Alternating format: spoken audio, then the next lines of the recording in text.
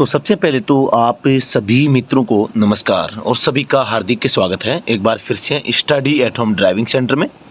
आज हम बैटरी के बारे में चर्चा और विचार विमर्श करेंगे। आप सभी को पता है कि यहाँ पर बैटरी जो होती है गाड़ी में क्यों उपयोग की जाती है और कहाँ पर लगी होती है, क्यों उसको चार्ज करते हैं, कौन करता है, उपयोग क्या है, मेन काम क्या है, उसमें लिक्विड कौन सा भरा जाता है, पानी क्यों डाला जाता है, चार्ज देर से होना, जल्दी डिस्चार्ज हो जाना, इस प्रकार की चीज़ें यहाँ पर जो इसके टर्मिनल होते हैं उनके बारे में, है ना। तो ये चीज़ें आपको थोड़ा सा पता होनी चाहिए, कितने वोल्टेज की होती है, कितने एम्पियर की होती है। तो ये इन बातों के बारे में कम से कम यहाँ पर आज मैं बैटरी की 25% तक लेके आया हूँ। तो आप सभी को सबसे पहले ध्यान देना है, वाहनों में बैटरी होती है वो छोटी गाड़ियों में 12 वोल्टेज की बैटरी का इस्तेमाल किया जाता है और बात करते हैं एम्पियर में तो 65 एम्पियर। वहीं हेवी गाड़ी में बात करते हैं तो यहाँ पर 12 + 12 वोल्टेज यानी कि 24 वोल्टेज हो गए वैसे तो, लेकिन 12 + 12 वोल्टेज को यहाँ पर 2 बैटरी का इस्तेमाल किया जाता है और इनको श्रेणी क्रम में जोड़ा जाता है। और हेवी गाड़ी में जो बैटरी होती है उसका एम्पियर यानी कि करंट है वो ज़्यादा होता है, मतलब वो 100 एम्पियर या 100, 110, 120 तक होती है। प्रश्न संख्या 2 में आप यहाँ पर देख पा रहे हैं बैटरी का मुख्य काम क्या होता है। बैटरी का मेन काम होता है गाड़ी को स्टार्ट करना। आप सभी को पता होगा कि जो बैटरियाँ खराब हो जाती है, डिस्चार्ज हो जाती है या डिस्चार्ज रहती है तो गाड़ी स्टार्ट नहीं होती, तो हम क्या करते हैं गाड़ी को धक्के से स्टार्ट कर देते हैं। लेकिन जब गाड़ी स्टार्ट हो जाती है ना, फिर वो बैटरी की आवश्यकता नहीं होती है। और बैटरी जो गाड़ी के अंदर इंस्ट्रूमेंट लगे हुए हैं, जितने भी विद्युत उपकरण लगे हुए हैं, उनको विद्युत की सप्लाई होती रहती है स्टार्ट होने के बावजूद, है ना। तो यहाँ पर ध्यान देना है कि बैटरी का मेन काम क्या था, स्टार्ट करना। बाकी चीज़ों को सप्लाई तो है, वो गाड़ी जब चलेगी तो अपने आप होती रहेगी।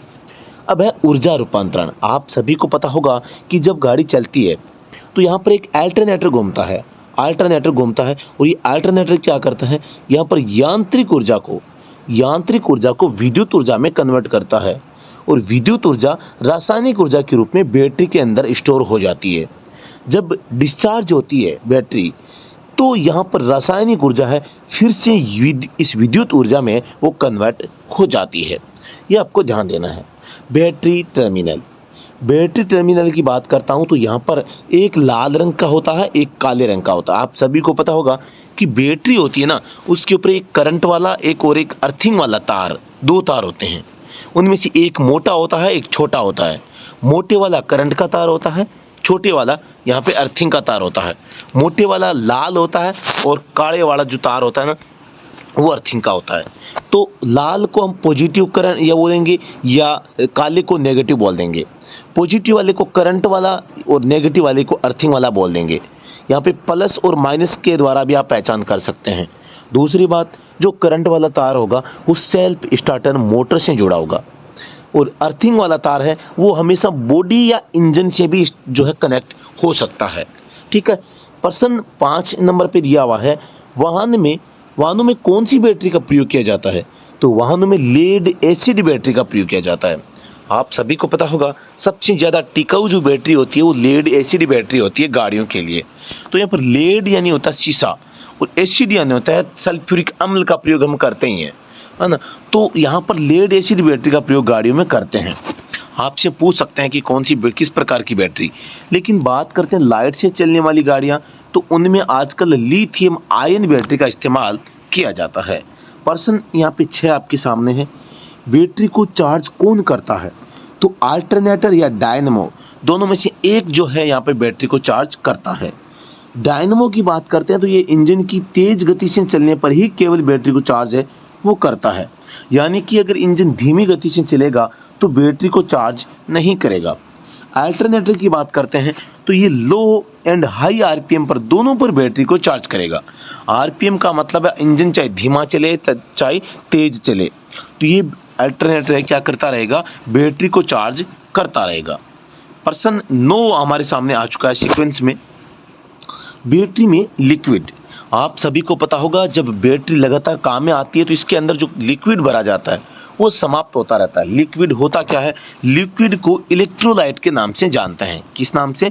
इलेक्ट्रोलाइट। और इलेक्ट्रोलाइट जो होता है वो पानी और एसिड यानी कि अम्ल यानी कि तेजाब का मिश्रण होता है। अब इसमें पानी 60% होता है और जो एसिड होता है वो 40% होता है। ये वेरिएबल हो सकता है, ये पानी 62 और एसिड है वो 38, ये भी हो सकता है।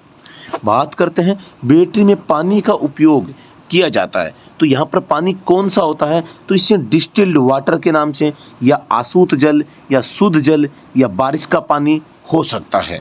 ये दोस्तों आप सभी को पता होगा कि ये शुद्ध होना चाहिए बस। और शुद्ध जल को वाष्पीकरण की प्रक्रिया से प्राप्त किया जाता है जो कि बैटरी के कुल लिक्विड का 60% होता है। बैटरी में एसिड की बात करते हैं तो यहाँ पर एसिड के रूप में H2SO4 यानी कि सल्फ्यूरिक एसिड यानी जिसे हम तेजाब कह देते हैं, अम्ल कह देते हैं, यहाँ पर 40% के आसपास इसकी मात्रा बैटरी में होती है और यही एसिड है वो बैटरी में रासायनिक क्रिया करता है। आप सभी को पता होगा ये एसिड जो है वो जले नहीं, इसीलिए हम इस एसिड के अंदर पानी मिला देते हैं ताकि जलेगा तो पानी जलेगा, एसिड नहीं जलेगा। ठीक है, तो इसीलिए हम क्या करते हैं, बैटरी में पानी का प्रयोग करते हैं और समय समय पर टॉप अप करते रहते हैं। बैटरी में कितने सेल होते हैं? तो अमूमन जो 12 वोल्टेज की बैटरियां हैं इनमें 6 सेल होते हैं। हर एक सेल है वो 2 वोल्टेज का होता है और इस प्रकार से एक बैटरी 12 वोल्टेज की हो जाती है। यहाँ पर बात करते हैं बैटरी टॉप अप करना। टॉप अप करने का मतलब होता है उसको भरना। पहली बात तो ये है कोई भी जो ड्राइवर है यहाँ पर बैटरी में केवल पानी टॉप अप कर सकता है, कभी भी एसिड नहीं कर सकता। एसिड एक ड्राइवर को नहीं डालना चाहिए। तो टॉप अप करने का पहली बात तो मतलब ही क्या होगा? टॉप अप करना यानी कि पानी डालना। अब यहाँ पर अब टॉप अप किसके करते इसमें क्या सावधानी रखनी है? पहली बात तो सेलों पर लगी केप आपको खोलनी है, डिस्टिल्ड वाटर डालना है, कुल स्पेस का 70% पानी इसे भर देना है, ऊपर तक न भरें, सभी सेलों में समान रूप से पानी भरें। यानी कि आप जब सेलों को खोल कर सेलों के ऊपर जो केप लगी होगी उसको खोल कर देखेंगे तो आपको प्रतीत होगा कि जो प्लेटें हैं अंदर लगी हुई वो प्लेटें पानी में डूबी हुई नहीं है। अगर हैं तो या कम डूबी हुई है या हो सकता है कि लगभग अब वो दिखने वाली हैं तो भी मतलब वाटर लेवल कम माना जाता है। आपको क्या करना है, लगभग 7 से 8 या 10 mm तक पानी उनके ऊपर चढ़ाना है। ध्यान रहे कुल स्पेस जो होता है उनके ऊपर उसका लगभग 70% यानी कि 10 mm अगर जगह है तो आपको केवल 7 mm ही भरना है। हाइड्रोमीटर का प्रयोग। अब है 15 नंबर, चालक बैटरी में तेजाब कब डाल सकता है? यहाँ पर चालक बैटरी में तेजाब कब डाल सकता है? कभी नहीं डाल सकता, क्योंकि तेजाब खतरनाक होता है और बैटरी की स्पेसिफिक ग्रेविटी चेक करने के बाद ही मिस्त्री द्वारा आवश्यक होने पर तेजाब डाला जाता है। तो ये भी आपको ध्यान रखना है, क्योंकि एक ड्राइवर अगर तेजाब डालेगा तो उसको पता ही नहीं है कि आवश्यकता है या नहीं है। अब नाम आता है कोरोजन। क्या होता है कोरोजन? क्या है? तो बैटरी टर्मिनल पर आने वाला जो जंग होता है ना वो यहाँ पर जंग कहलाता है। यानी कि जो प्लस वाला और माइनस वाला जो आपके टर्मिनल होते हैं उनके ऊपर कभी कभी क्या खार सी जम जाती है और यहाँ पर कुछ कार्बन सा आ जाता है तो वो कोरोजन कहलाता है। कोरोजन कैसे साफ करें? कास्टिक सोडा के पानी से आप अगर साफ करेंगे तो अच्छे तरीके से साफ हो जाएगा। बाकी आप कैसे अपनी सुविधा अनुसार कर सकते हैं।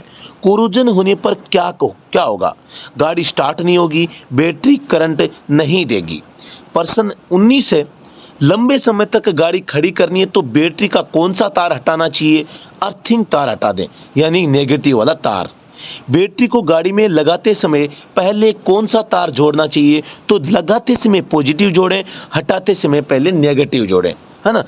अगले प्रश्न पे चलते हैं। बैटरी हटाते समय कौन सा टर्मिनल हटाएं? Negative terminal. अल्टरनेटर का क्या कार्य होता है? बैटरी को चार्ज करना। अल्टरनेटर को ड्राइव कौन देता है, मतलब चलाता कौन है, मतलब घुमाता कौन है? तो इंजन शाफ्ट पर लगी पुली और फैन बेल्ट के माध्यम से ये घूमता है। ये अल्टरनेटर जब घूमेगा तभी बैटरी को चार्ज करेगा। इलेक्ट्रिक गाड़ी में कौन सी बैटरी का उपयोग किया जाता है? तो लिथियम आयन बैटरी का इस्तेमाल किया जाता है।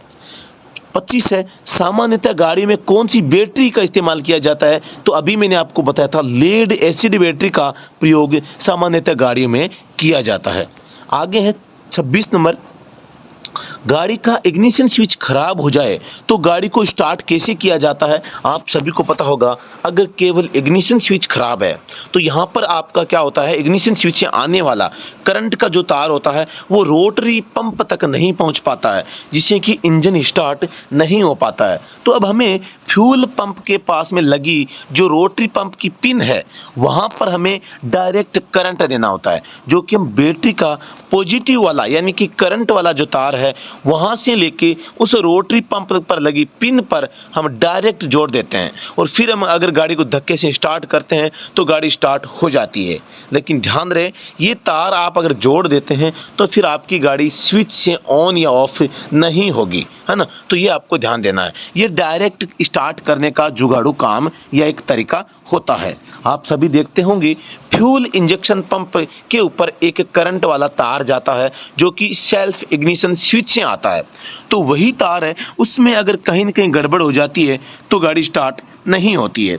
तो वहाँ पर अगर आपको लगता है कि कहीं करंट में दिक्कत है तो वहाँ पर आपको उसको चेक कर लेना चाहिए। 27 नंबर है, बैटरी में एक सेल खराब होने पर क्या होगा। बैटरी का अगर एक सेल खराब हो जाए तो बैटरी चार्ज नहीं होगी और आपको बैटरी बदलने की भी आवश्यकता पड़ सकती है। तो इस प्रकार की चीज़ें बैटरी के बारे में आपको याद रखनी है। अगर बैटरी के बारे में और भी कोई नया सवाल आपका आता है तो आप ज़रूर हमें कमेंट सेक्शन में बता सकते हैं। कोई नया सवाल आपके दिमाग में चल रहा है और नया टॉपिक आपके दिमाग में है कि सर इस टॉपिक पर आप अपनी क्लास दीजिए, तो उस टॉपिक पर हम आपकी क्लास ले लेंगे। तो ज़रूर बने रहिए study at home driving centre के साथ में और बने रहिए, चाहे तैयारी कहीं भी करें, ड्राइविंग एग्जाम की तैयारी कहीं भी करें। जो साथी हमारे साथ जुड़कर तैयारी करना चाह रहा है वो कर सकता है और बाकी आप ड्राइविंग सेंटर कोई सा भी ज्वाइन करो, लेकिन यूट्यूब पर आप कम से कम बने रहते हैं तो आपको इस प्रकार की जो बढ़िया जानकारी है वो आपको समय समय पर मिलती रहेगी। और दोस्तों अगर वीडियो पसंद आया है तो इसको लाइक और शेयर करना न भूलिएगा। और साथ ही दोस्तों एक अच्छा वाला कमेंट जब 5-7 भी आ जाते हैं ना तो हम मोटिवेट होते हैं और अगली क्लास को तुरंत तैयार कर लेते हैं। लेकिन आप लोग थोड़ी कंजूसी करते हैं, कमेंट सेक्शन में कुछ बताते नहीं है, पता नहीं चलता कि ये विशेषण आपको अच्छा लगा था या नहीं लगा था। तो साथियों धन्यवाद, जय हिंद, वंदे मातरम।